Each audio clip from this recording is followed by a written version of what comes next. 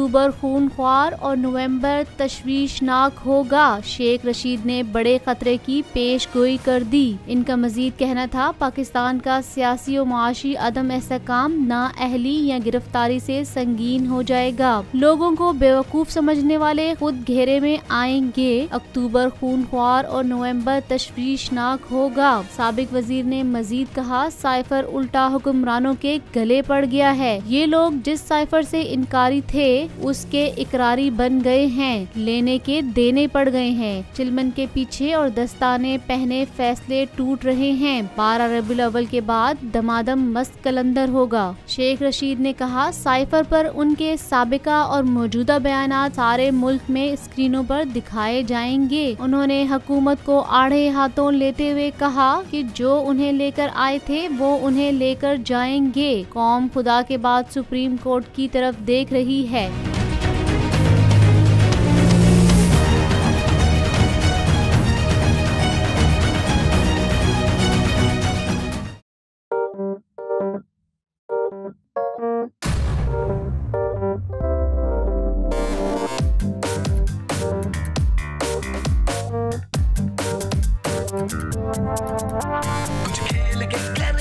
खिलाड़ी अपना scene on, देख लो भाई देख लो, है आखिरी खिलाड़ी कौन,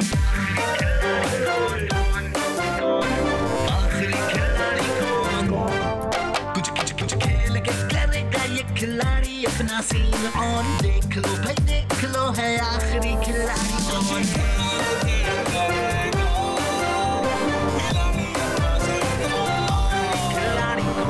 यहाँ ऐसा कुछ नहीं होगा।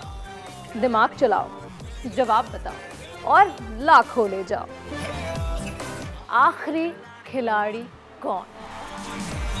आखिरी खिलाड़ी कौन, पीर और मंगल शाम 7 बजे सिर्फ बोल एंटरटेनमेंट पर। सबसे ज्यादा व्यूज, सबसे ज्यादा रील्स और सबसे ज्यादा रेटिंग के साथ बोल अब भी नंबर 1 पोजीशन पर बरकरार। सब्सक्राइब करें और बेल दबाएं ताकि कोई खबर रह न जाए।